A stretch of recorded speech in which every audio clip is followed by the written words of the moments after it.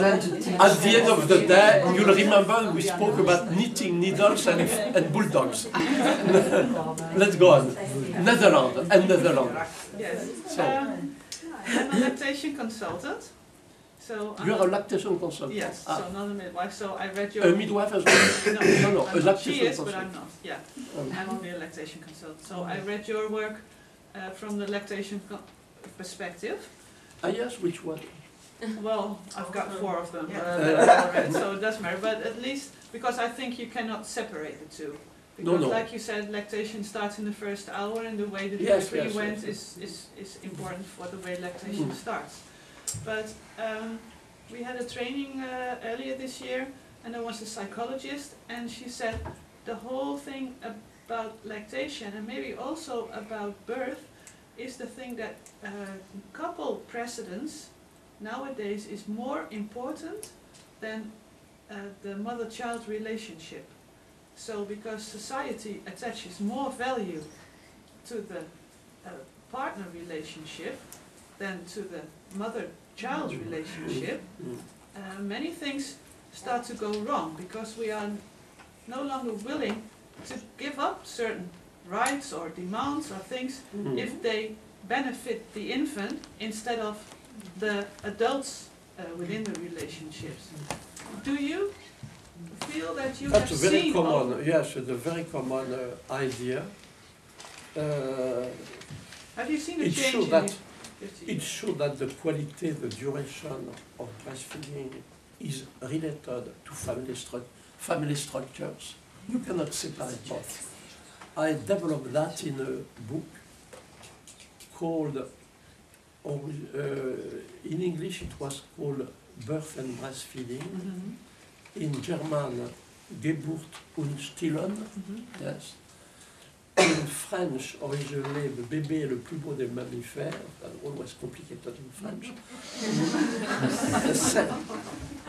Second edition, le bébé est un mammifère. In Spanish, el bébé es un mamífero. So that's all the same book, in fact. And in this book, there was a chapter that, in fact, is breastfeeding and family structures. We cannot separate these two issues. Many people were a little bit disturbed by this chapter, because the original title was, I think, breastfeeding and monogamy.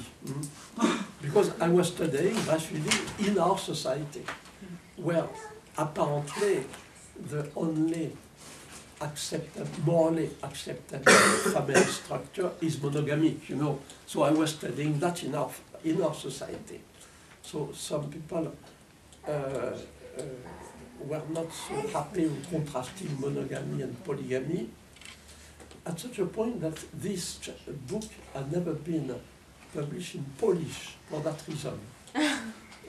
Because in that chapter, I was noticing, but it was an observation, it was not an opinion, that apparently in all polygamic societies we know about, it seemed that in general, duration of breastfeeding was around 3 years.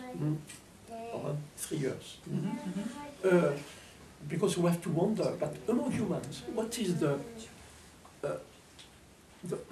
physiological duration of breastfeeding? For how long human beings are supposed to be breastfed? No? And nobody knows, because of the importance of family structures and differences between societies. Nobody knows. So I was to try to answer this question. I was looking at different ways, you know, looking at other members of the chimpanzee family, duration of pregnancy, time we need to triple our birth weight, when we have our first teeth, and other family structures, polygamic. So it seemed that in polygamic societies, in general, almost always it was around 3 years. I mentioned that. So it's highly related to family structures. In fact, it's what your psychologist was saying all the way. And we are obliged to observe, to realize that, in fact, the tendency to short-term breastfeeding, to replace human milk, started with the recent advance, comparatively recent advance of the monogamic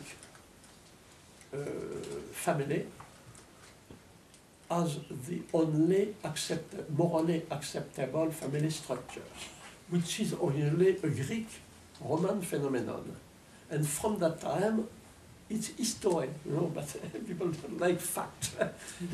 From that time, there has always been a tendency for women to replace one way or another breastfeeding. Many ways. In Greece, there were some ancient Greece, some slaves called the tipai. Nobody is Greek here, no, which were supposed to be breastfeeding slaves, you know. After that, there have been wet nurses, and animal feeding, and so on and so on.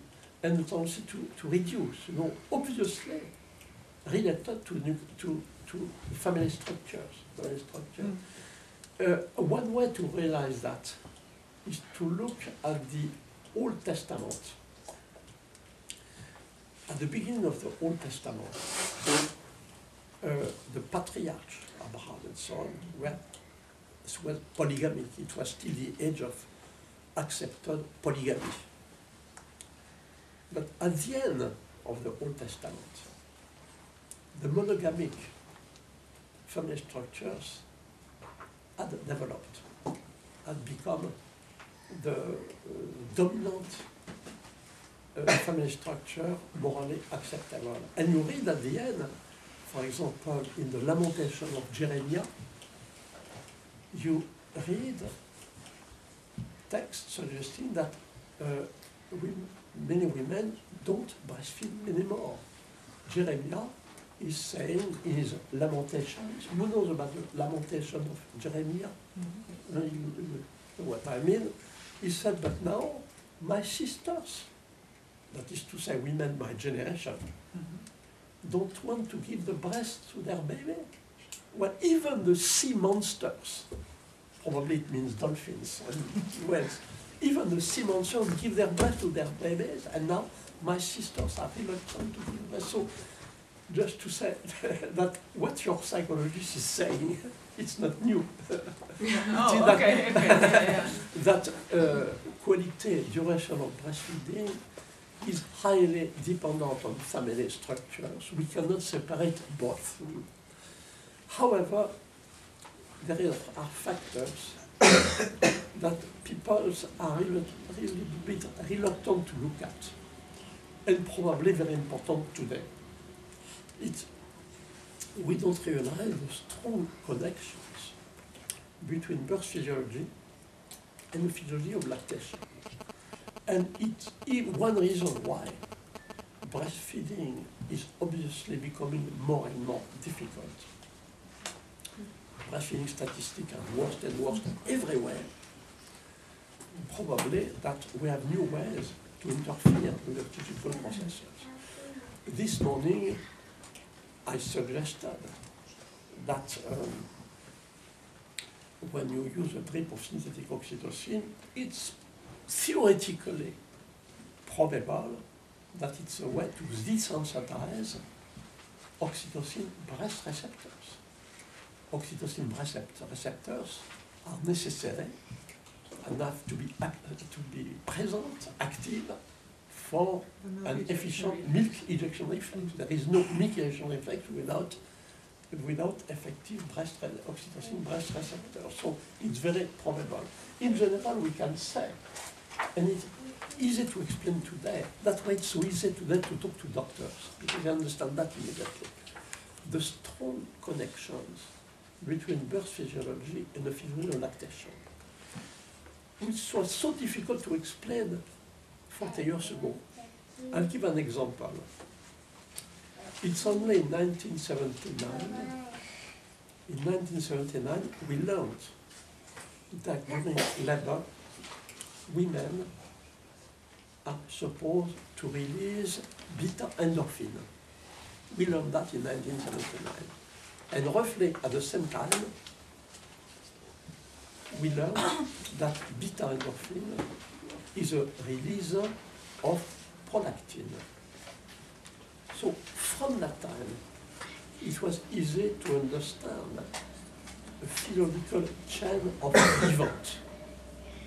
Labor pain, all mammals have a sort of labor pain that they are supposed to compensate by a physiological system of protection.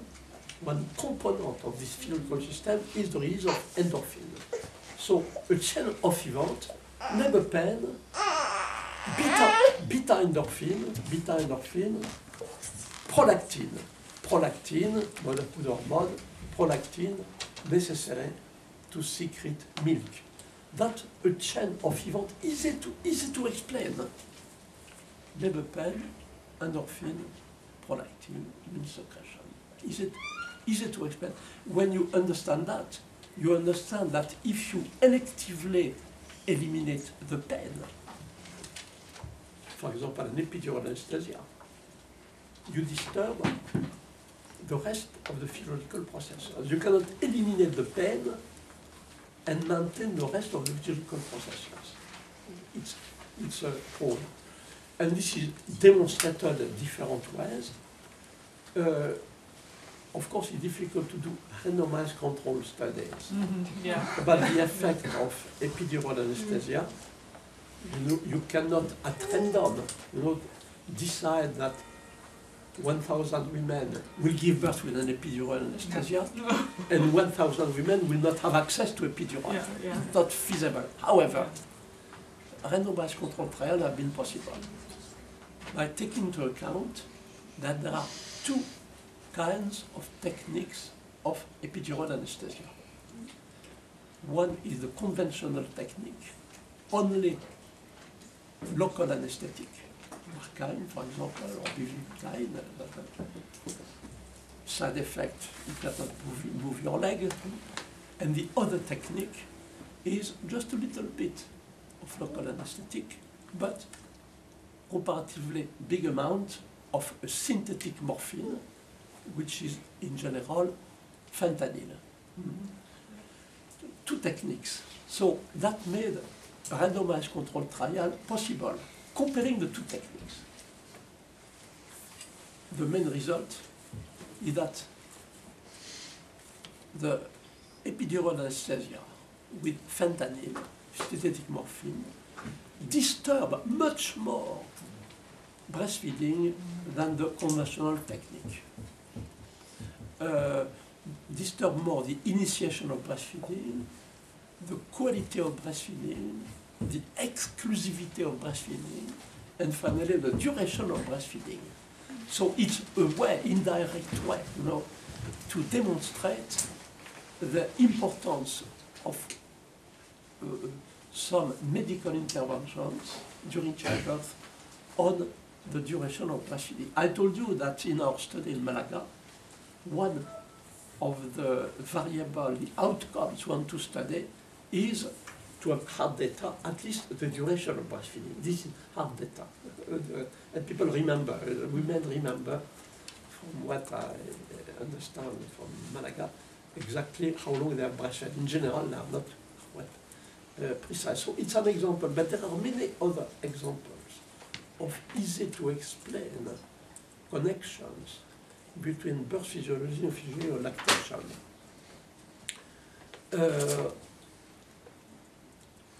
We know today that to be effective, oxytocin must be released by pulsations. Poof, poof, poof, poof, poof. That has been well demonstrated in Sweden by the team of Kerstin Uvnäs Moberg, who will be a speaker in Honolulu. Okay, nu gaan we.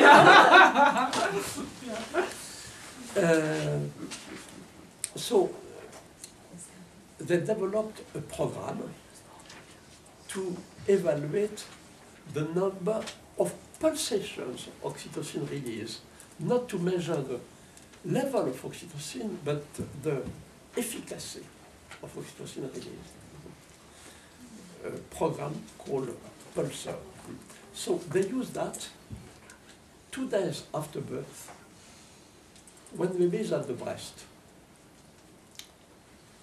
And they compare 2 groups of women. One group gave birth vaginally by themselves, the other group by C-section. It's only when women give birth vaginally by themselves that 2 days after the birth, when the baby is at the breast, they release oxytocin in an effective way. That is them with many, many pulsations. And the other interesting finding is a correlation between the duration, a correlation between the number of pulsations of oxytocin released and what would be the duration of breastfeeding. So a way to suggest that the duration of breastfeeding depends a lot about how the baby was born. There are other ways to establish this connection. One was an Italian study. They looked at the amount of beta endorphin in the milk of the 4th day, which is still called cholesterol milk. The author is Zanardo. And they compare 2 groups, vaginal birth, no drug, or pre-labor cesarean section. It's only when women gave birth vaginally by themselves that 4 days after the birth, there are significant amount of beta endorphin in the milk. So I was by chance a reviewer of this first article in a journal that was called at that time Neonatology. Because you know what is a review or a medical article. Before publishing an article, the editors of a medical journal ask 1 or 2 colleagues to read the article, to comment the article, to evaluate and so on. So a way to comment.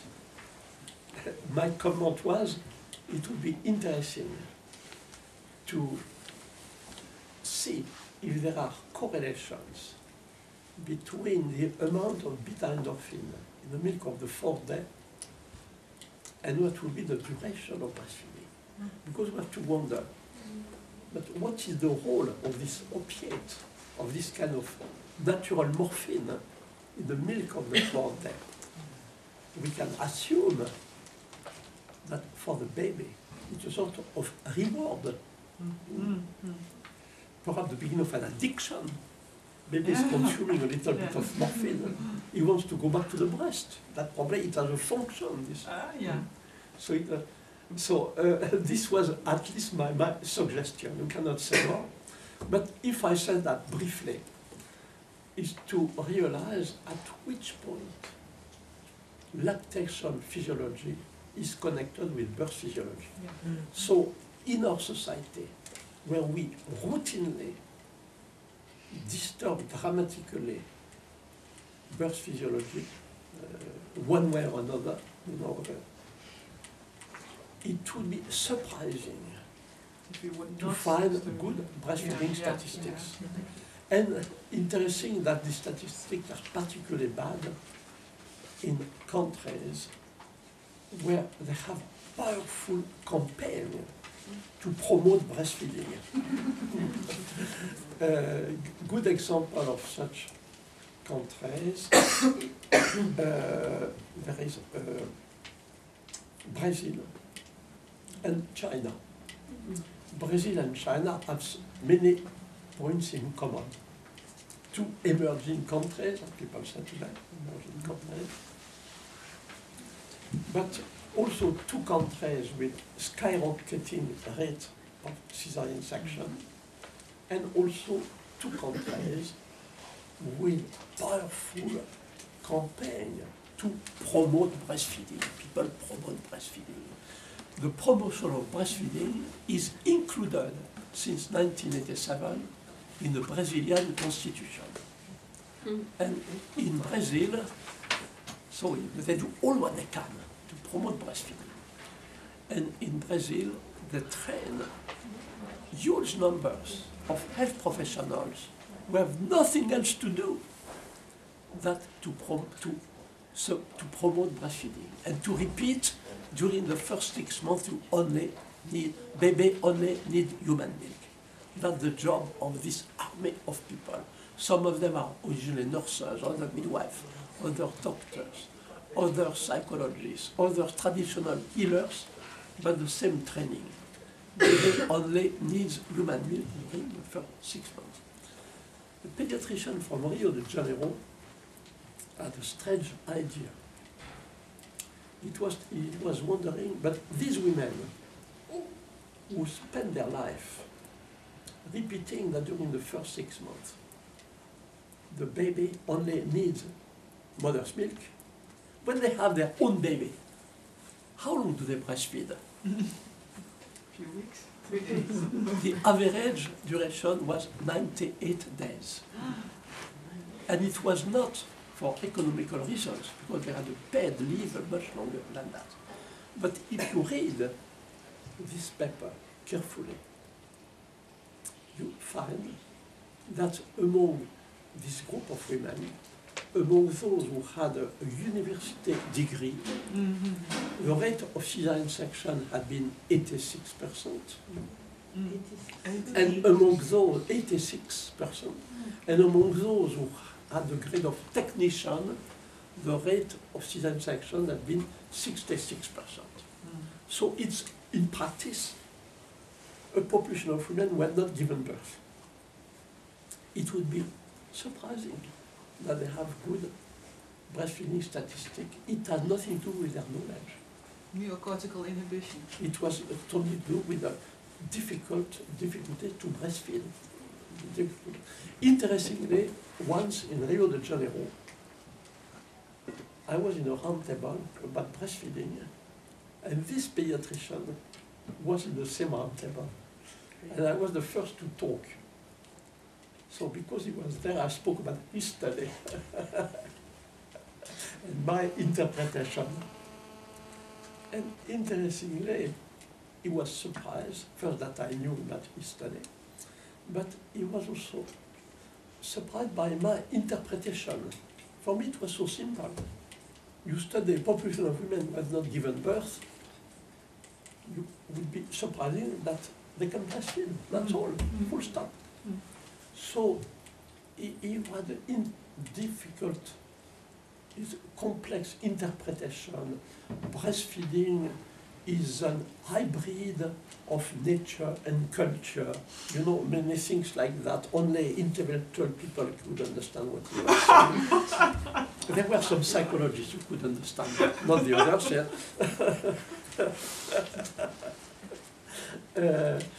So for me it was so simple. So perhaps we can finish by making some comments about that. That we have always to be careful before promoting attitudes without starting from raising basic questions. And with links with breastfeeding and other issues. For example, we can observe that it has been commonplace for thousands of years to promote love. People are promoting love. It's very commonplace to promote natural childbirth. It's very common to promote breastfeeding. Think of all these people who promote breastfeeding.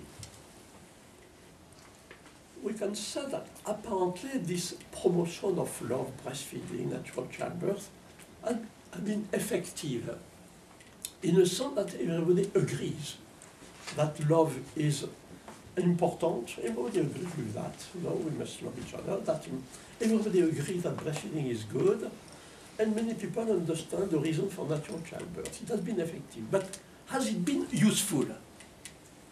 That's another matter. Look at what's happening in the world.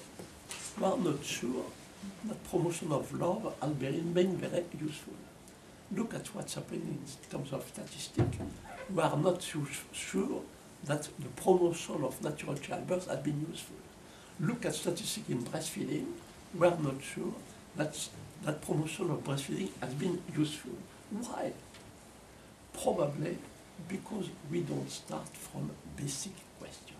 And this is what we have done this morning. And that I'm trying to do. Basic question. For example, instead of promoting love, perhaps it would be better to wonder, but how does the capacity to love develop? That's a basic question. A new question.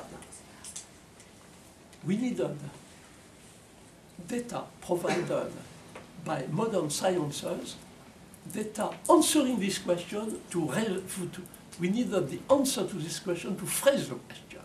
How does the capacity to love develop? In the same way, how does the capacity to breastfeed develop? Paradoxically, it's a new question.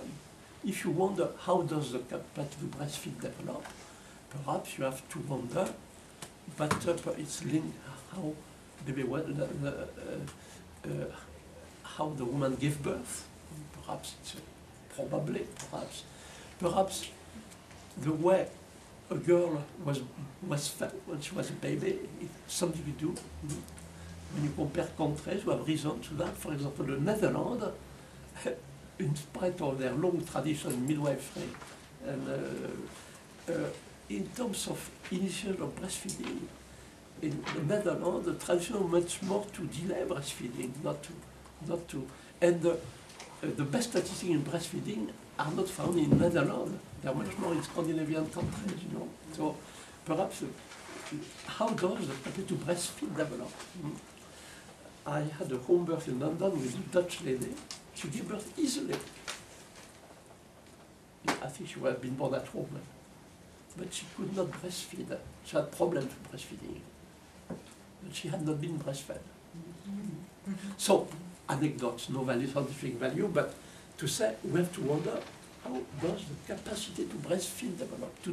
We are in the age when we have to raise basic questions. And this morning, we spend our morning about a basic question. What are the basic needs of a living woman? This has been our topic this morning.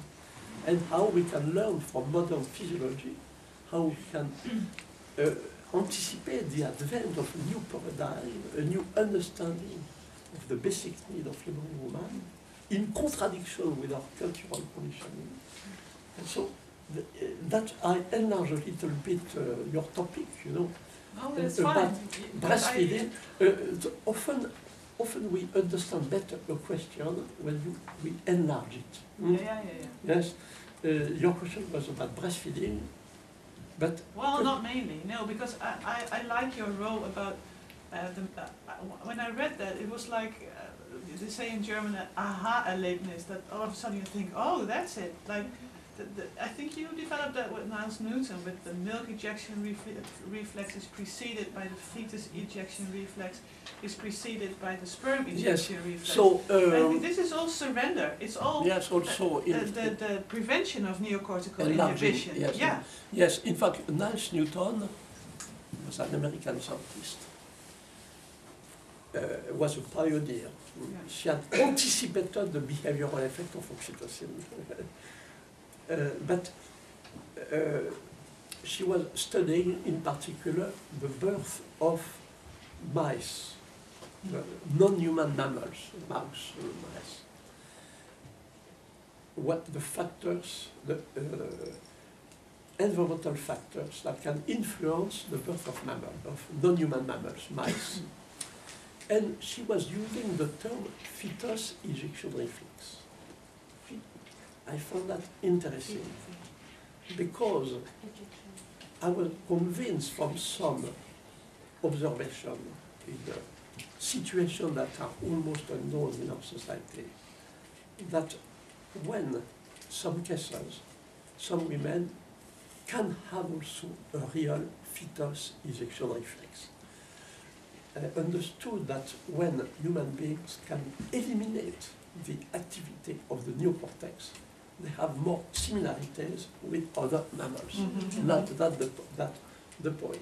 So this is how, in 1987, in the American journal called Birth, I published a paper called The Fetus Ejection Reflex,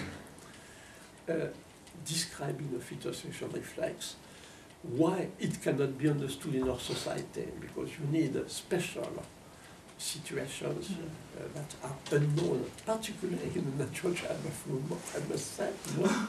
So I used, and I said, this term used by Niles Newton for non-human mammals can be used also for humans, and our objective would be to understand what is the fetal ejection reflex among humans.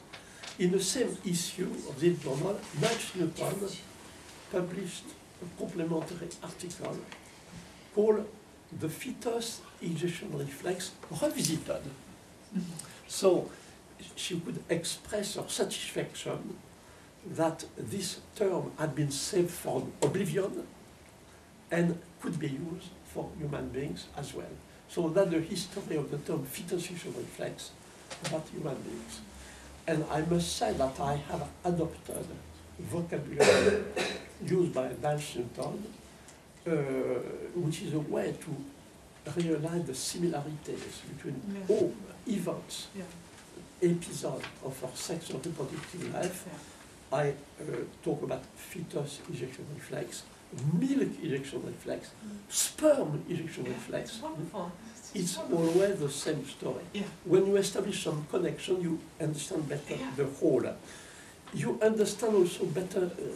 I think of another connection between breastfeeding and childbirth.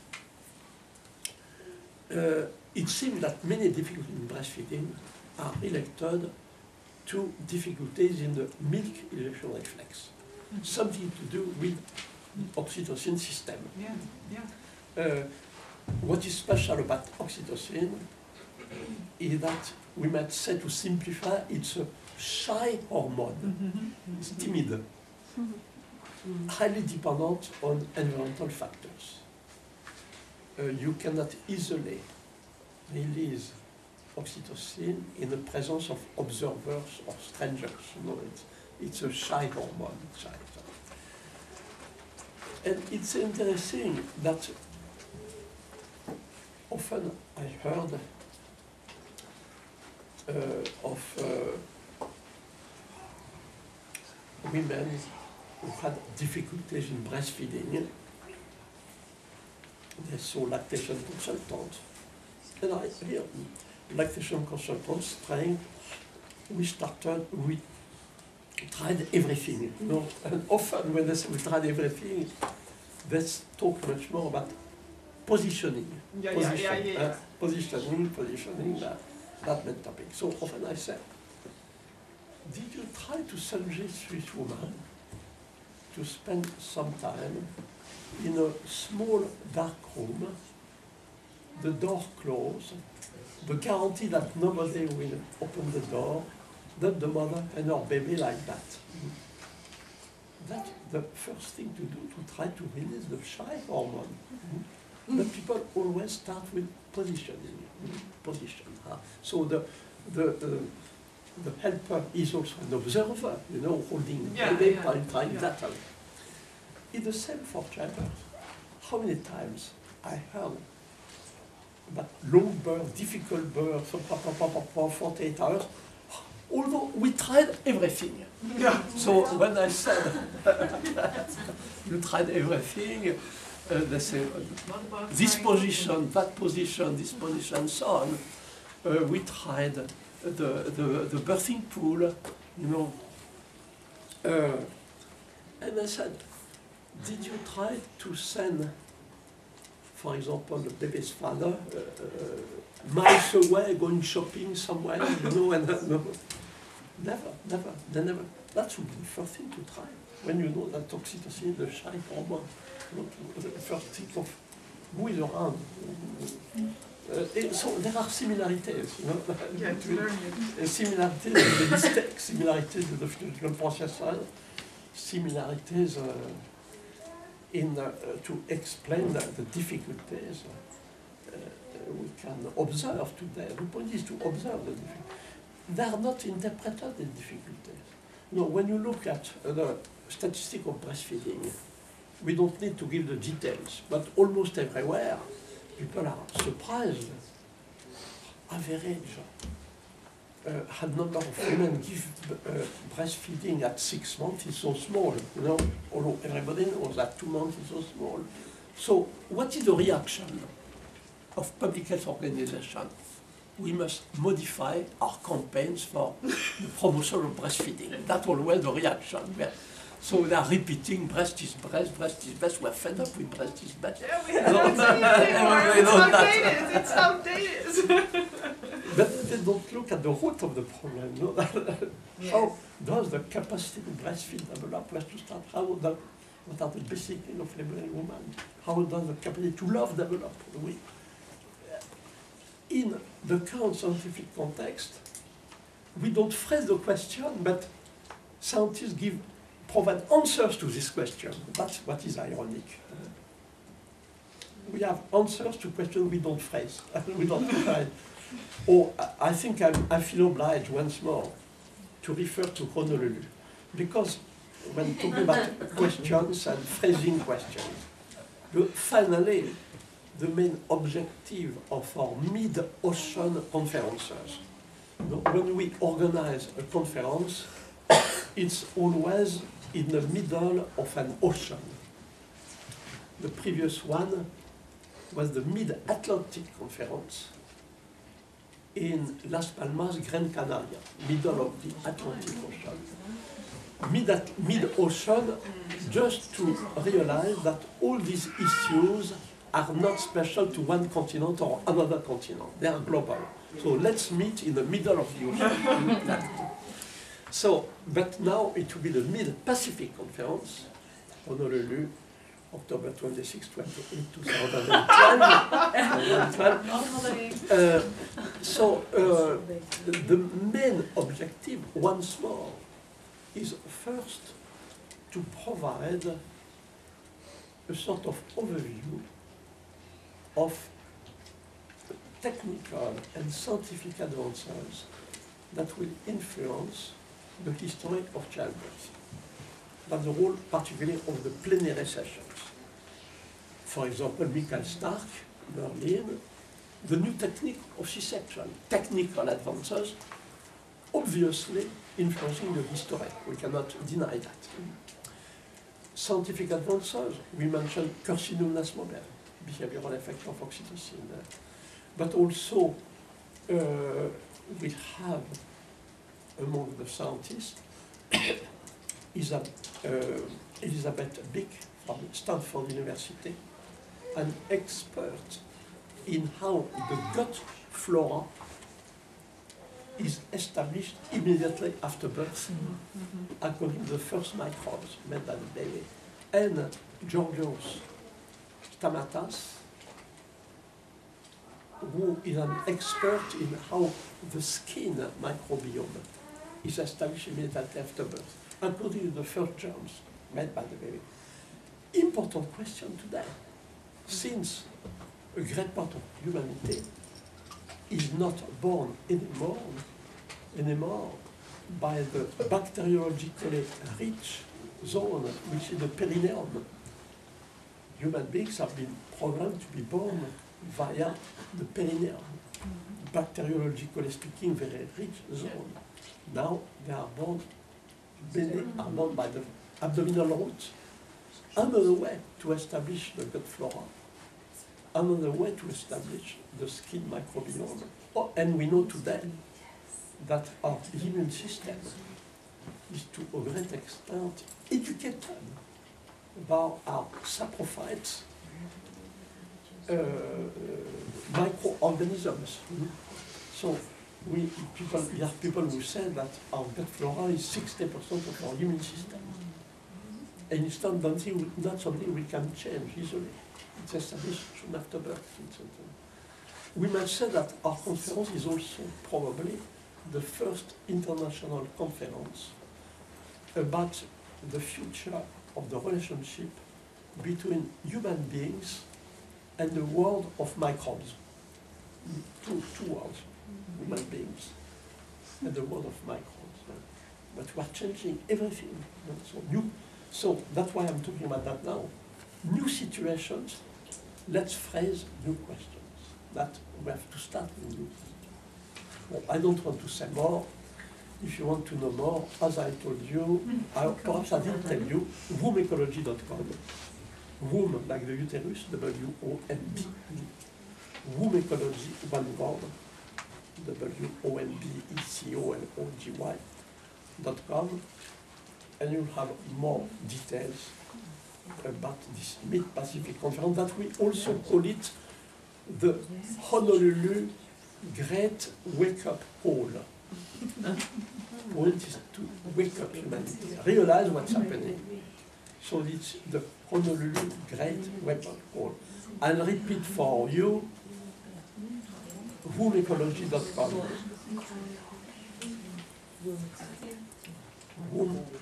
W-O-M-B, wombecology.com. But you know, using the web is an art, and even if you have forgotten your paper, you should find a way, one way or another, you should find access to wombecology.com. Just a little bit of imagination. Just type my name on Google and sure you'll find wombecology.com. That is in Google with your name. Yeah, so important to know how to use the web, a new art. So if we say wake up Michel Audin, then Honolulu will. So, what I understand now, that it's 3:30. So, I have to raise, because we are raising questions this afternoon, I have to ask you a question. If we want to have a break this afternoon, it has to be now. Because if we want to have a break now and finish at 5 o'clock, it has to be now. So I suggest a short break. This afternoon it was 17 minutes. This afternoon, this morning it was 17 minutes. This afternoon it will be a little shorter than 17 minutes. Okay. So have a good reflection. Well.